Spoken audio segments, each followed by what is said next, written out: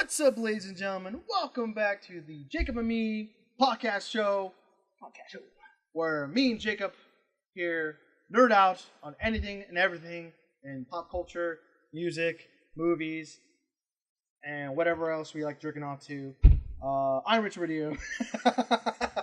I'm Jacob Williams.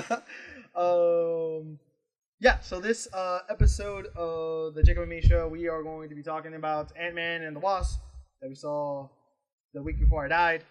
And then we're going to talk about a cool conversation that I had in my head. All right. That's how we do it. Yeah, so Antman and the Wasps came out in the beginning of July, which is like a week and a half. No, July 6th or 5th? Yeah. Basically the first week of July. Yeah. We're going to talk about it for a little bit. Let's do it. But before you do that, I didn't do that last episode, damn it, of the other one. Go ahead and like the video. Go ahead and subscribe. Go ahead and share this with everyone. And go ahead and check out our other videos that we have already done down below and on the side. Yeah. Let's get into it. Let's do it. Antman and the Wasps. It was a fun movie, right? I really enjoyed it. Yeah. I thought it was a good movie. I think that it suffers the same way that like a Guardians 2 suffers, in that the original is basically built on the humor. Like both Guardians 1 and the first Ant-Man movie is like very humor centric, and so in both of those sequels they suffered because you know what to expect from the humor, what the types of jokes they're going to make, the Michael Pena scenes, the stuff like that. So it suffers a little bit of that, just like a little bit of fatigue of that style of humor. But I thought it was I think actually in some ways it was a better story than the first one. Not really essential to the MCU as far as the story itself is concerned, but good movie, solid movie. Okay. I have the same kind of ideas in my head that you're saying. Well, other than that, I think I think the not the Easter egg, but the little foreshadowing of like seeing someone down in the quantum zone, or whatever you want to call it. That I always get Paul Rudd's character's name. Jesus Christ, I'm blanking too. Yeah. But you know what I'm talking about. Paul Rudd's character. Yeah. We already forgot the character's name. That's bad. But no, him, and then seeing him's wife down there, or we didn't know that. We saw figures, and then confirming that, and then going down there. Yeah. I think the way it went about it, I felt like you could. In my head, I'm like, man, these people can be real reasonable right now. This lady that's going through walls and shit, but they couldn't like.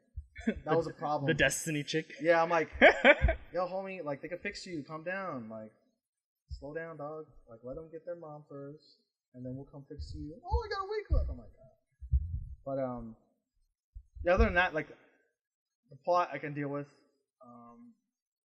But yeah, what I'm gonna ask next is, what was your favorite scene? Scott Lang, by the way, is Scott. Is Paul Rudd's character's name. Yeah. Scott Lang. Scott. Repeat your question for me, sorry. I I was stuck on Scott Lang. I wanted that name so bad. Like, I wanted to get Scott Lang so bad. Who was your favorite? What was your favorite scene? Sorry. I think my favorite scene, aside from the Michael Pena description of how everything was going down, those scenes are my favorite. I think in Ant-Man in general. I think that the kind of three-way fight that's going on through San Francisco towards the end of the movie, I think that whole kind of chase scene, just getting big and small. Yeah, and then like taking the little car down Lombard, and like ghosts chasing them at the same time. I think I like that whole scene about. And then Scott Lang getting really big in the bay, in San Francisco Bay, and like standing over that boat and then passing out because because of how large. Because anyway, that whole thing I thought was the best part. Spoiler alert, by the way. I don't care if we already spoiled it. This movie is like 2 weeks old. So. Yeah. No, people are stupid. I don't know. My favorite scene was definitely it was at the very end when the three villains are sitting down there and they all say like what they done wrong, and then the last dude that's in charge of the serum thing is like, that really is true serum. That was probably like my favorite. Like I was just like, oh dude. That's another great scene when Michael Pena character is like introduced to the truth. The guy's trying to like, no, this is not truth serum. It's like some scientific term that he's using. It is truth serum. Yeah. And he's like, no, it's not. And then he's like, no, dog, that's truth serum. Yeah. Yeah, like I think they hit the right notes on each character that can have their comedy little points. Action wise, I think there's enough action in this movie for people to be like, oh, it's a Marvel movie. Definitely this is the first scene where what's her name, the ghost girl comes in, and like that first fight scene you really see is really entertaining, really choreographed really well. Yeah. But other than that, I mean, like, yeah, it's very much. For me, I really enjoyed the first movie and this one. It's a character that I like, so like I really didn't have anything where I'm like, throughout the whole movie I was very very much invested and interested in, so I didn't feel like something was dying or something. Like I felt like I wasn't interested in it. Yeah, I don't think there was really a low point. Yeah. I thought Ghost was, as a character and as a villain, good, not great, as with probably most Marvel movies. I did like that first fight scene is really good, and then the reverse Flash style, like putting her hand through Dr. Pym, like as like threatening him with like his life to give up the shrunken his lab. Yeah.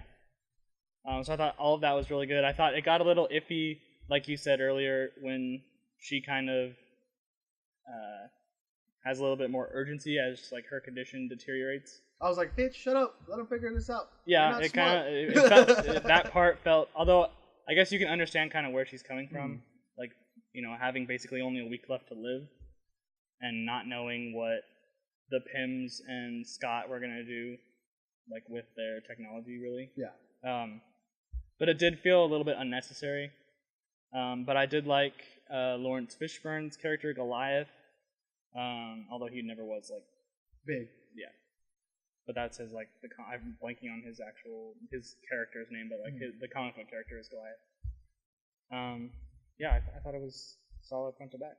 Well, okay, so then what was your least favorite scene then?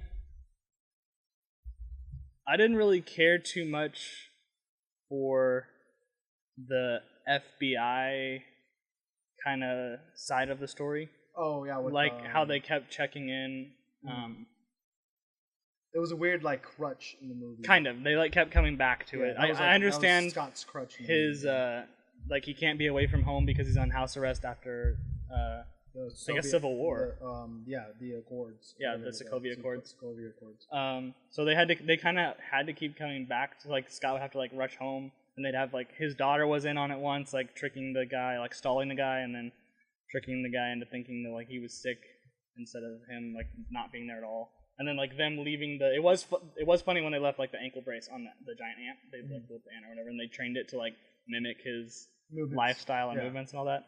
That was funny, but I didn't really care for any of like the FBI involvement. I didn't really think that was needed, or maybe just have it once in the beginning, and then go through the whole movie, and then have the scene where like they faked that he was sick, and like just have it like beginning and end, and have him be just out of the house and not worry about the FBI stuff really anywhere in the middle. Okay, that makes sense. Probably my scene would be just the way it looked. Not that the actors did a bad job, just the way they went from like when Michael Douglas goes into the quantum zone. I'm like, every time like he was like screaming, I'm like, all right, do it from that angle, and they did it. I'm like, do it from that angle. That was just like me being like a little critiqued on like how they shot everything. I was like, oh, I saw this. Another scene that I forgot about that I really, really enjoyed was when the mother, played by Michelle Pfeiffer, but she's not in the scene, but like when she takes over Scott's body and she's communicating, with the Pims with Scott's body, and then like she leaves, and he has no memory of it. And he's like, "How did we get here?" That scene was really good. Yeah, that was it. Yeah, and then when we were leaving to go, when we were leaving the theater, I was really thinking, I'm like, I really don't know an actor that could really pull that off besides Paul Rudd. Yeah, which I think is a lot of credit to him and how he's really been able to play this character and like make it really his own. Yeah, like I told you, I was like, I think only Chris Pratt could have done that, and like he's already Star Lord. You said I think you said Robert Downey Jr. I think, or maybe that was it. No, we were talking. Well, you brought up Chris Pratt. I brought up Ed Helms. Oh, you brought up Ed Helms. Yeah. I don't know. He would get in like a little bit better shape than what he is. Oh, I'm sure. I mean, Chris Pratt wasn't in great shape before.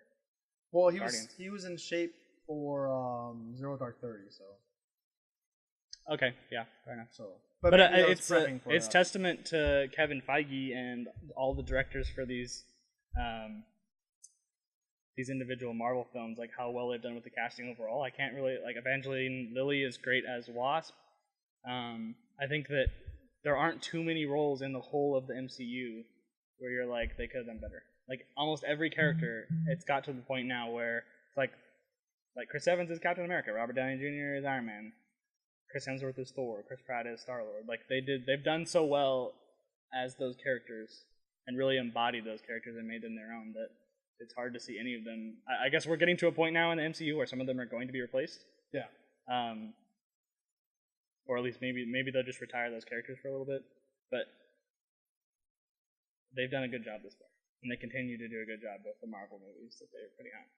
Yeah, well, one thing I do want to note is that regardless if you didn't like this movie or not, I don't care. If you didn't like this movie, you're stupid.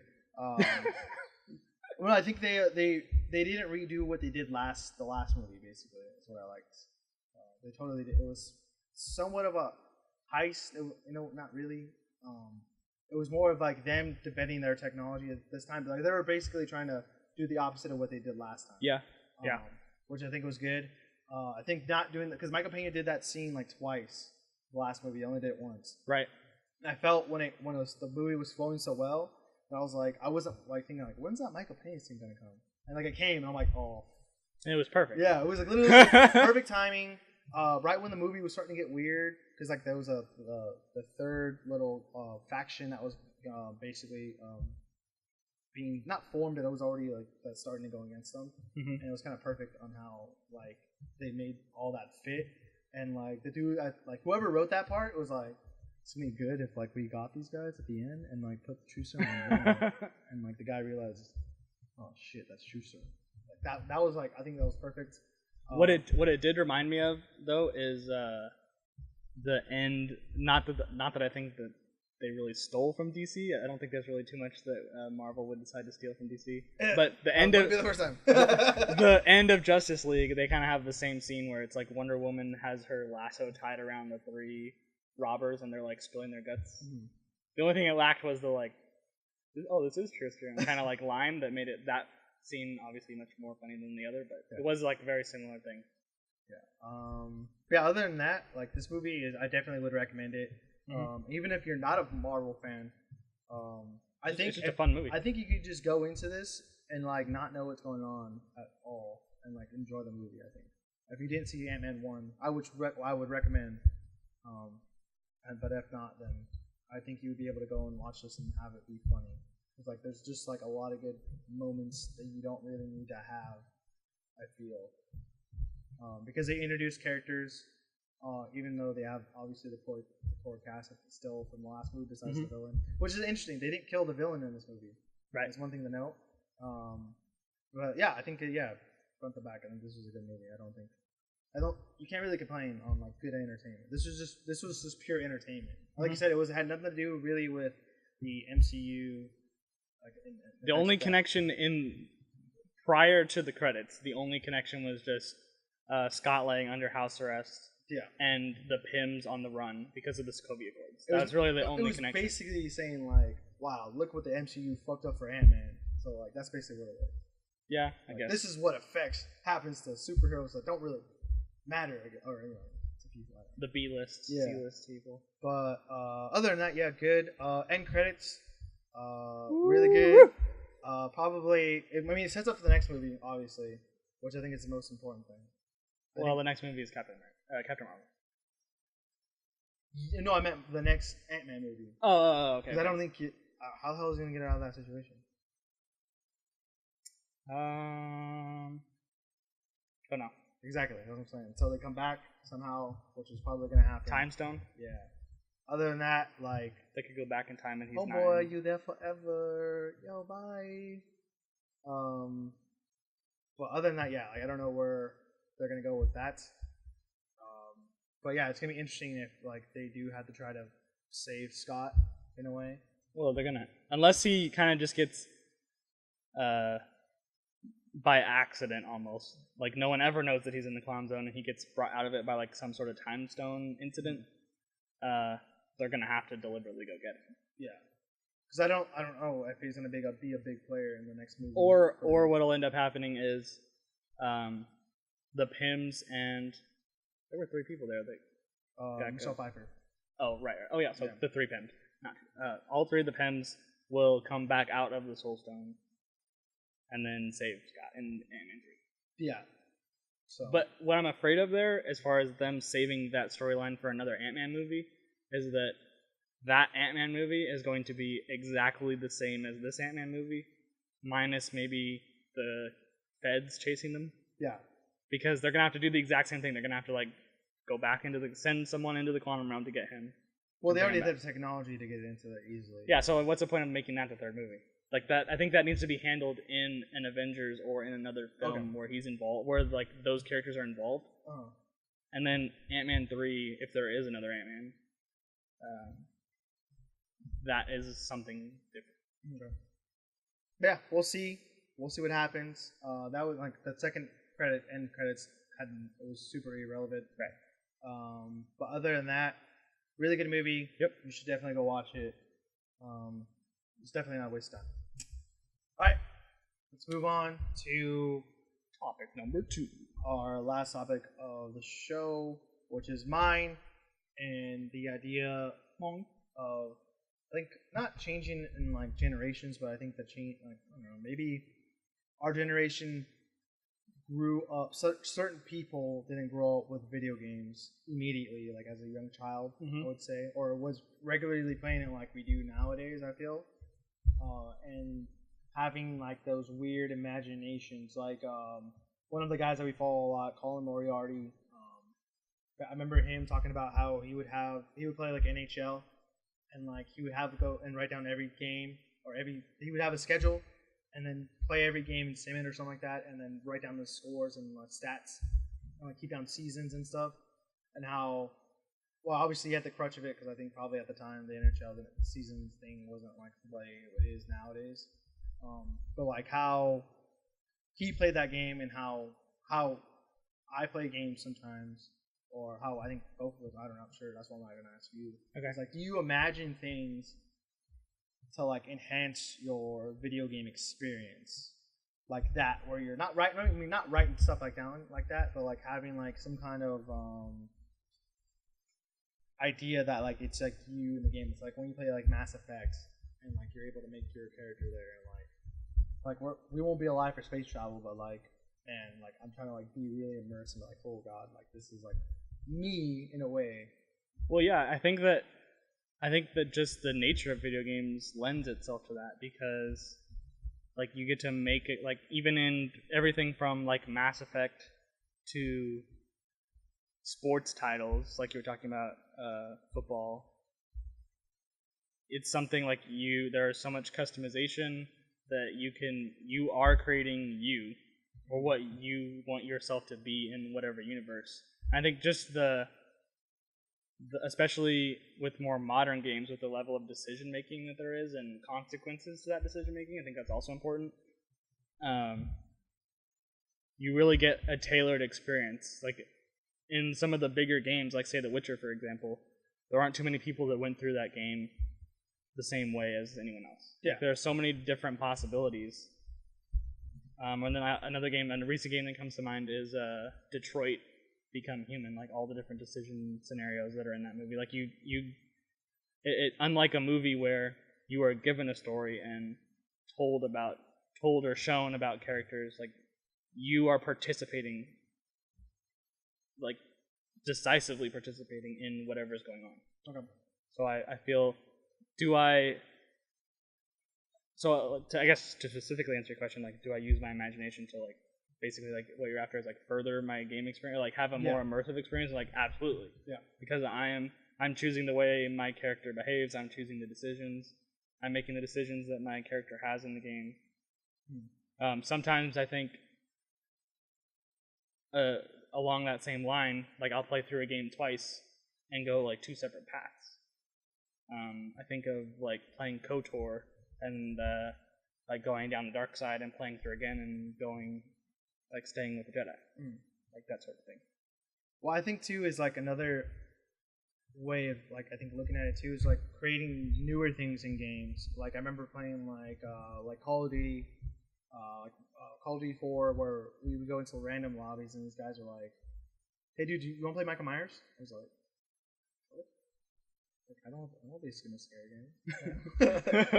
He's like, "No, dude, no. All you do is like, there's one guy and everyone hides, and like that one guy just goes and finds everyone and has to stab them basically until I think it was like the last person can shoot them with their actual handgun." And like creating games that we already have like it's a great game obviously, but there's like limitations to what you can do obviously. But creating like a game within a game is like another thing that I really like seeing and like experiencing. Like another example can be like Halo and Duck Hunt. Oh, okay, no, I thought you were gonna go with that. Okay. Well, that obviously, but like one of the things that and then obviously the thing where you hit the objects and hit the Jenga wall. Yeah, Jenga wall. Yeah. Like those games. Like that's what I meant. Like I feel like now we really don't kind of get that creative freedom because everyone's already trying to do something with their game to where you're already like occupied and not have to like create that kind of like avenue in a way to where I feel like when a game gets boring, you just move on to the next game. Okay. I feel like a lot of kids these days don't take the time and look at the game and really appreciate it and like maybe create something like stupid or fun that can spread like a Michael Myers or a Duck Hunt or Jenga Wall. Yeah, I see what what you're saying. I think that the creativity aspect has just changed. Although I guess you don't have quite the creative freedom now maybe that you did before. That's but what I'm saying. Like Halo 3, for example, with Forge, you could make whatever you wanted, and some awesome things came out of Forge that were made available to the public. Just even like from basic things like maps to like certain game mode. They weren't even like game modes, but like the map created kind of its own game mode, just in like how it was constructed, like Jenga, for example. But in the in the Halo story, like you didn't make it. It might as well have been a movie or that sort of experience, where it's like, yes, you are Chief, but you made no decisions. You didn't choose your actions. It's like, go here, shoot this thing, talk to Cortana, kill some grunts. But do you think that's like I feel like we're going in that same direction where you don't really get to do that as much. Like, but I just think where you're just I get what you're saying, but I'm saying like the replacement for that is like a game like The Witcher, like you said, like where you're playing games in a different way than someone else. Like, is that the reason why we're not getting those kind of like where I feel because like when I see like my nieces or nephews or my little cousins play a game, like where they get frustrated and then put it down, and then they don't want to like do something. I mean, like they'll move on to like a next game. Like they don't want to play. They just don't want to play the game anymore. Yeah. In a way, like they don't like come back to it or figure it out, or like maybe come and like, oh wait, you can do this with this. That's why I think Halo, like the Halo community, I think is like not as strong as it used to be because of like that ability to play Forge. I feel like that's like a big thing that like the reason why Halo is not as successful as it is. So I feel like I don't know. Did they even have Forge in 5? I honestly don't remember. Yeah. I feel like they had some sort of Forge, but like not like full on like it was before. But what I'll say too is that Forge and Michael Myers, like you can do that that sort of thing with any shooter, really. Yeah, but it didn't feel the same when you played it with like in Call of Duty, just the mechanics and having to chase someone because you're going at the same speed, but you're like, okay, I gotta catch this guy at the same speed. How am I gonna catch this guy at different angles and stuff. Is what I'm saying. Or like if you turn mid a corner, but you can beat them at the corner, like within the next room or something like that. Stuff like, you know what I mean? Yeah, I know. Like I think it's just like the way that's set is a little bit different from like. But I just think like that sort of creativity can be done in any game. I think Forge is unique because it was literally like, here's a blank canvas, go do stuff, go build whatever you want to build. Here's all of the things that you can add into a map, like go do it. Mm-hmm. But Forge, even in its time, was the exception. Okay. Like Forge was unique. It wasn't like we've moved from a time where you could do that in a bunch of games to a time where you can do that in no games.